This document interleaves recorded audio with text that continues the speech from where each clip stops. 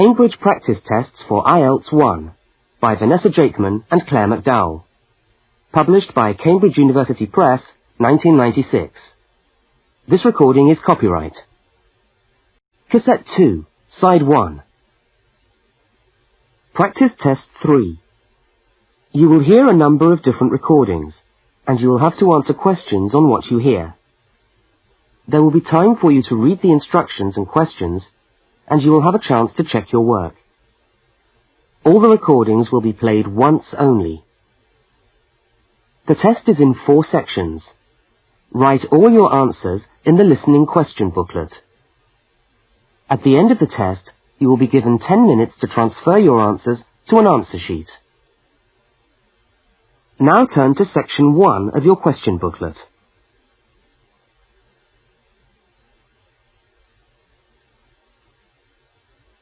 Section 1. You will hear a student inquiring about parking facilities. First, look at questions 1 to 4. For each of the questions, 4 alternatives are given. Decide which of the alternatives, A, B, C, or D, best fits what you hear on the tape, and circle the appropriate letter.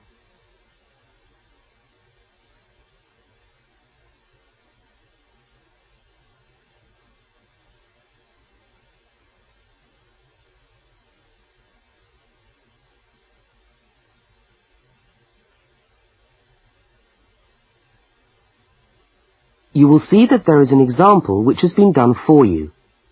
On this occasion only, the conversation relating to the example will be played first.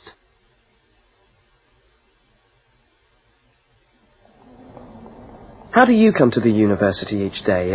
Train or bus, or do you have a car? Oh, I always walk. I haven't got a car, and anyway, I live quite close.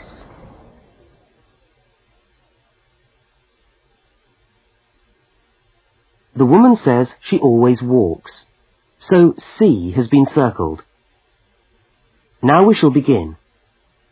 You should answer the questions as you listen, because you will not hear the recording a second time. Now listen carefully to the first conversation, and answer questions 1 to 4. How do you come to the university each day? Train or bus, or do you have a car? Oh, I always walk. I haven't got a car, and anyway, I live quite close. Do you know anything about parking rights on the campus? I was wondering whether students are allowed to park their cars on campus or not. Yes. I think it's possible for postgraduate students, but not for undergraduate students. That doesn't seem very fair. No, I suppose not. But simply isn't enough room on the campus for everyone to park. Do you need a parking permit? Yeah, I believe you do. Where do I get that from? I think you can get a parking sticker from the administration office. Where's that? It's in the building called Block G, right next to Block E. Block G? Yeah. Oh, right. And what happens to you if you don't buy a sticker? Do they clamp your wheels or give you a fine? No, I think they tow your car away. Oh, really? Yeah. And then they fine you as well, because you have to pay to get the car back. I'd better get the sticker then. Yeah. Where exactly is the administration office again? I'm new to this university and I'm still trying to find my way around. Right. You go along Library Road, past the tennis courts on your left and the swimming pool on your right. Yeah. And the administration office is opposite the car park on the left. You can't miss it. So it's up Library Road, past the swimming pool, opposite the car park. Right, I'll go straight over there. Bye, and thanks for the help.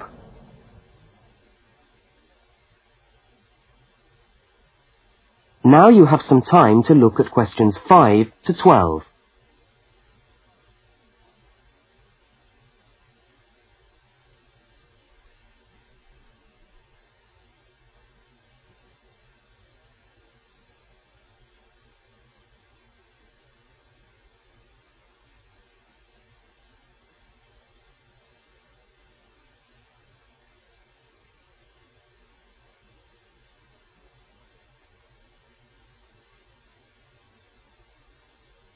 As you listen to the next conversation, complete the application form in the spaces numbered 5 to 10 and answer the questions numbered 11 to 12.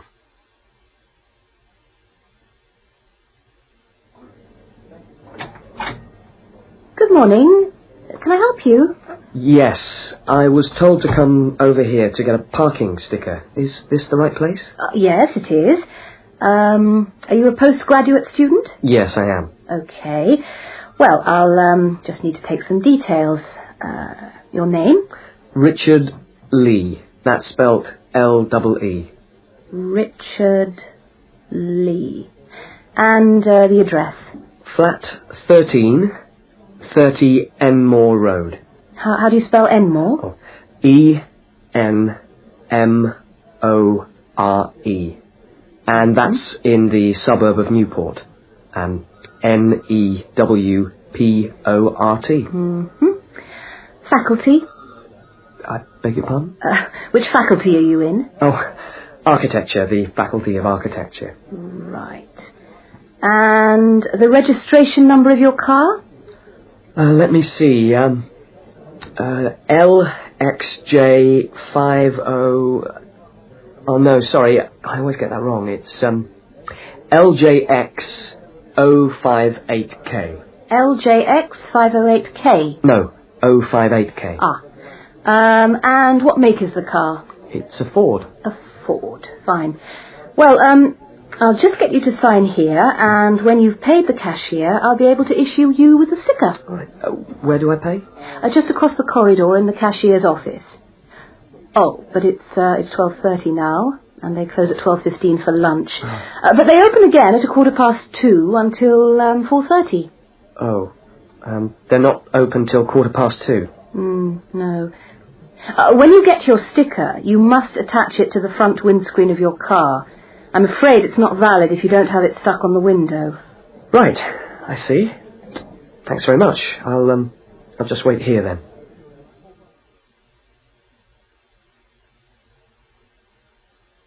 That is the end of section 1.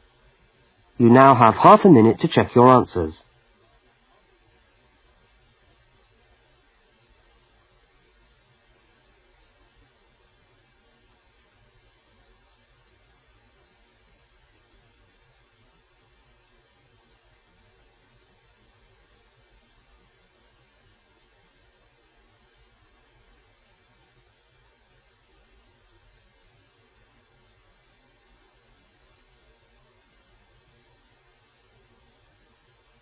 Now turn to section 2.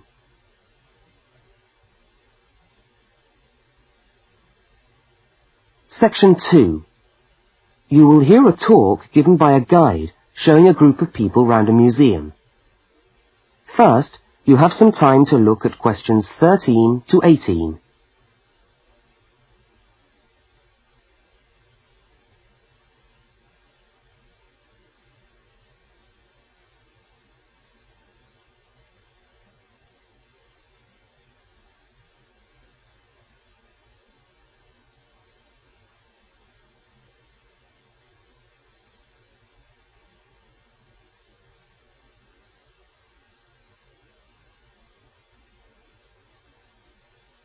Now listen to the guide and complete the notes by filling in the numbered spaces 13 to 18.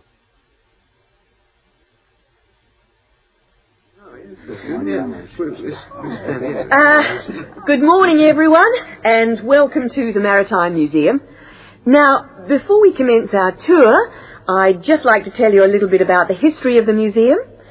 As you can see, it's a very modern building, built in the postmodern style, and it was in fact opened by the Prime Minister of Australia in November 1991.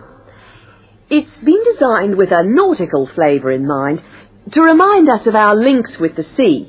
But the museum isn't only housed in this building.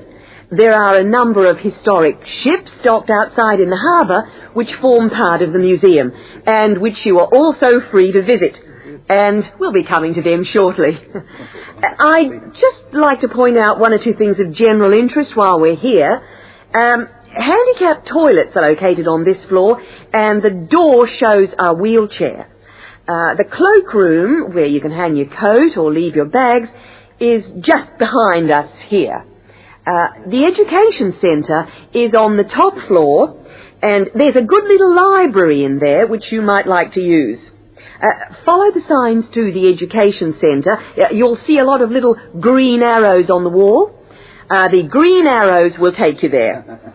The information desk, marked with the small letter I on your plan, is located right here in the foyer. So if you get separated from your friends, I suggest you make your way back to the information desk because we'll be returning to this spot at the end of the tour. All right? Now, if you look out this window, you should be able to see where the museum's ships are docked. If you want to go on a tour of the old ship, the Vampire, she's docked over there, and you should meet outside on the quay. However, a word of warning. I don't recommend it for the grandmas and grandpas because there are lots of stairs to climb. Right now, let's move on. Oh, I almost forgot to give you the times for that tour. Now, tours of the Vampire run on the hour, every hour. All right? Now look at questions 19 to 23.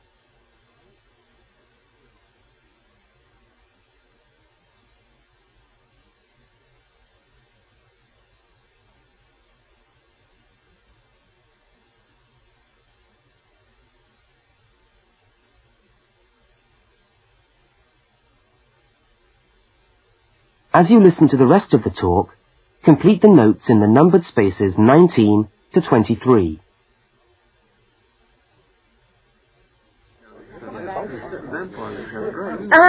Let's take a walk around the museum now.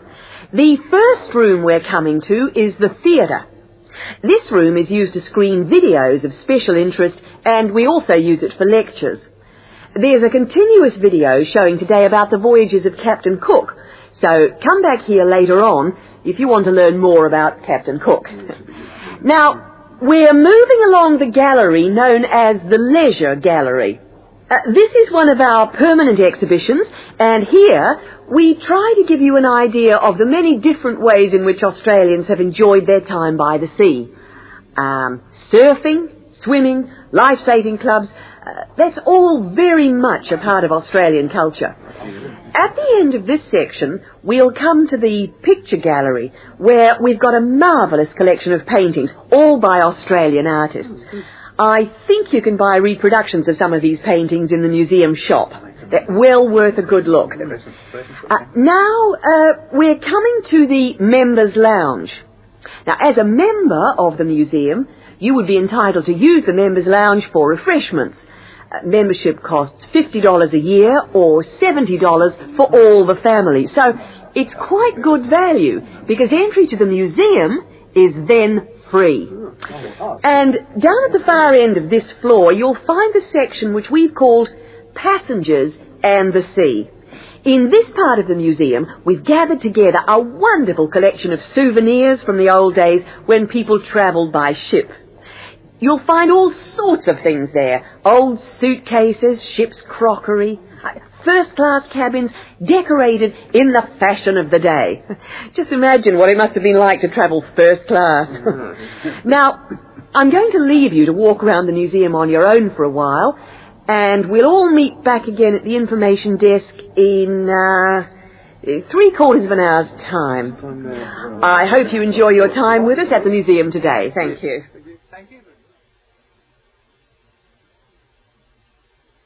That is the end of section 2. You now have half a minute to check your answers.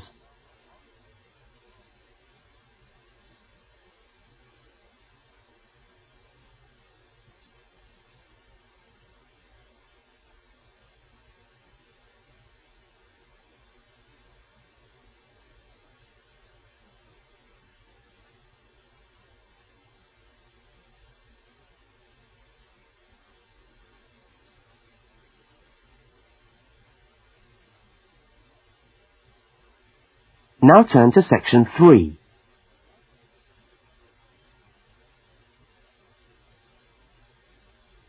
Section 3.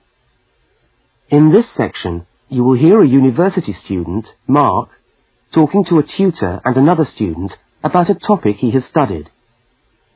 Now look at questions 24 to 32.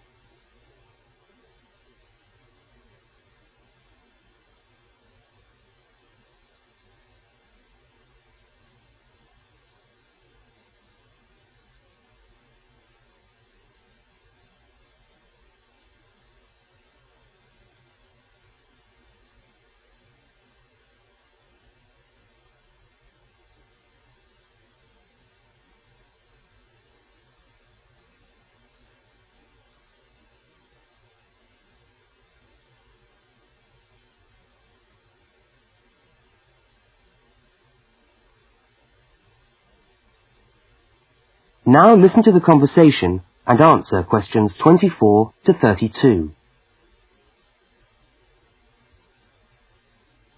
Okay, everybody. Good morning. Good morning. It's Mark's turn to talk to us today, so Mark, I'll ask you to get straight down to business. All right. Now, following on from what we were discussing last week in Susan's tutorial on approaches to marketing, you were going to give us a quick rundown on a new strategy for pricing, which is now being used by many large companies, known as revenue management, before we go on to your actual tutorial paper on sales targets. Is that correct? Yeah, okay, well... So, what exactly is revenue management? Well, it's a way of managing your pricing by treating things like airline tickets and hotel rooms rather more as if they were perishable goods. Yeah, I just tried to book a ticket yesterday for Perth, and would you believe there are 3 different prices for the flight? Right, and what was the rationale for that? Well, the travel agent said it depended on when you book and the length of the stay.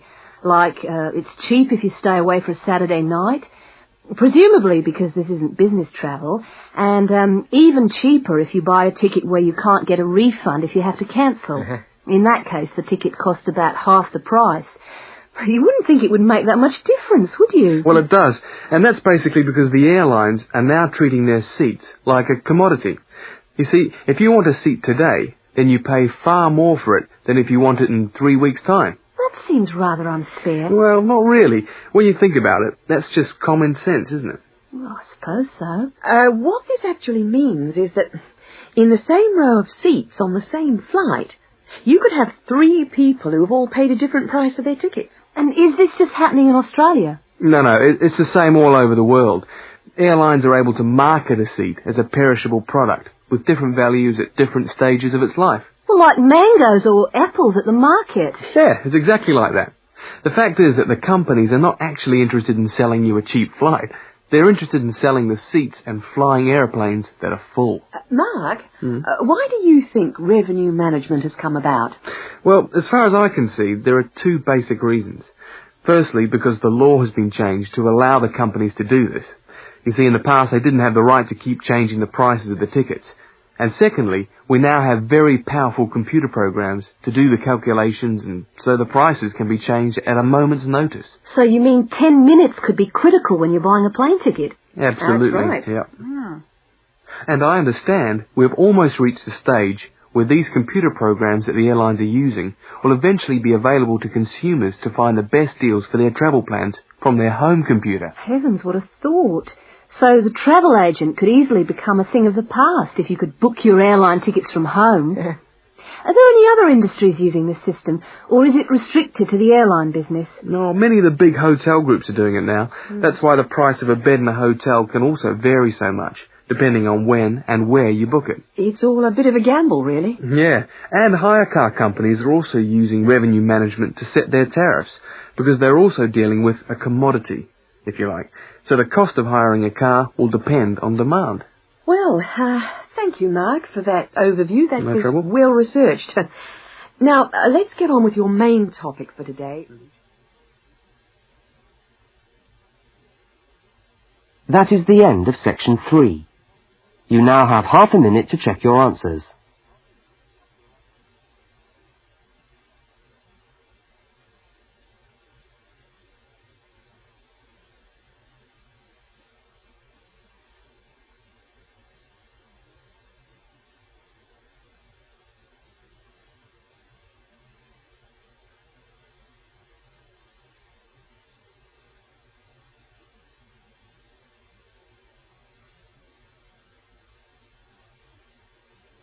Now turn to section 4.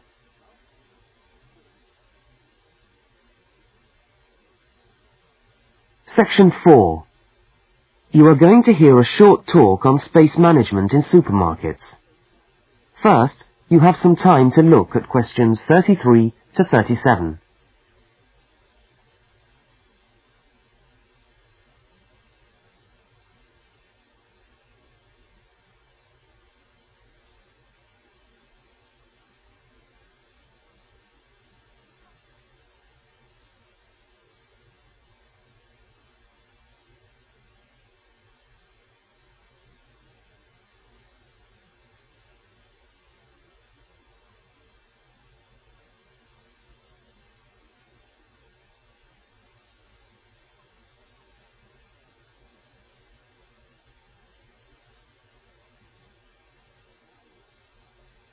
Now listen to the first part of the talk and complete the table by filling in the numbered spaces 33 to 37.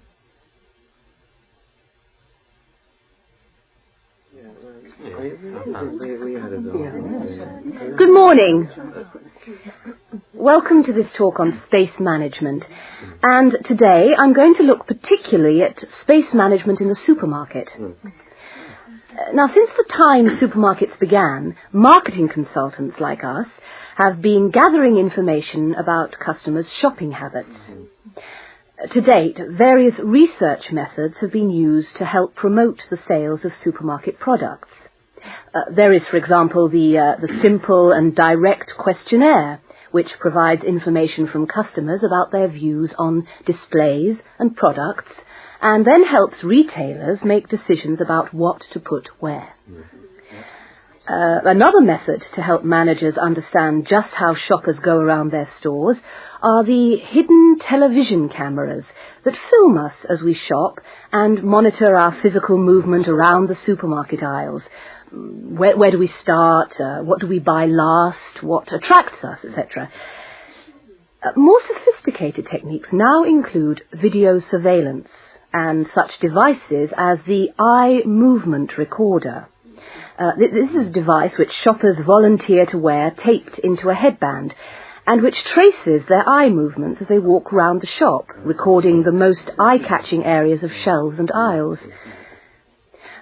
But with today's technology, space management is now a highly sophisticated method of manipulating the way we shop to ensure maximum profit. Supermarkets are able to invest millions of pounds in powerful computers which tell them what sells best and where. Now, an example of this is Spaceman, which is a computer program that helps the retailer to decide which particular product sells best in which part of the store. Now, Spaceman works by receiving information from the electronic checkouts where customers pay on how well a product is selling in a particular position. Spaceman then suggests the most profitable combination of an article and its position in the store. Now you have some time to look at questions 38 to 42.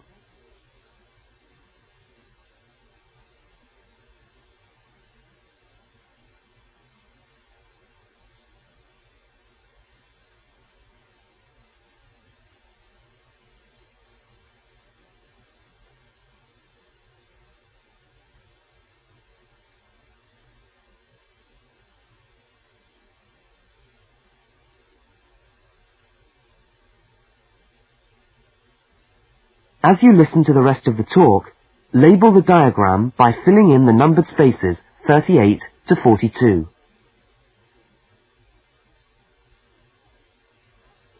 So, let's have a look at what we know about supermarkets and the way people behave when they walk down the aisles and take the articles they think they need from the shelves.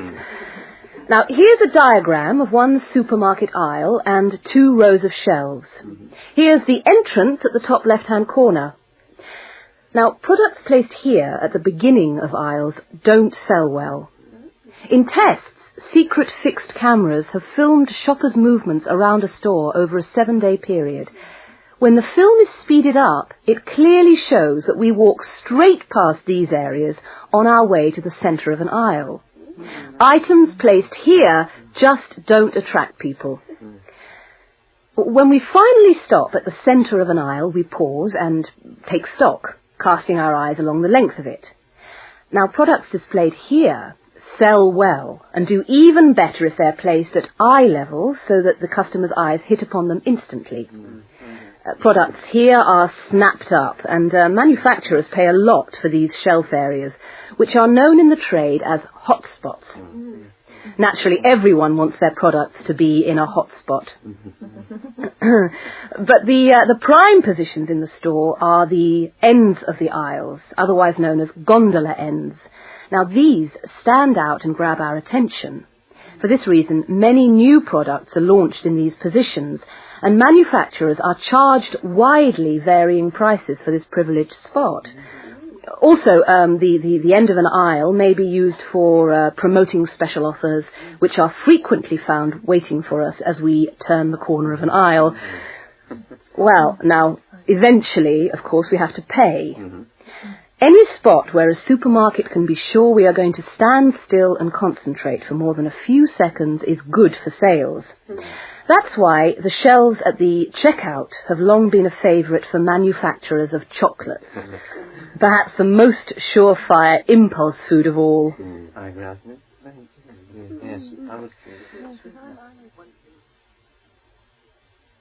That is the end of section 4. You now have half a minute to check your answers.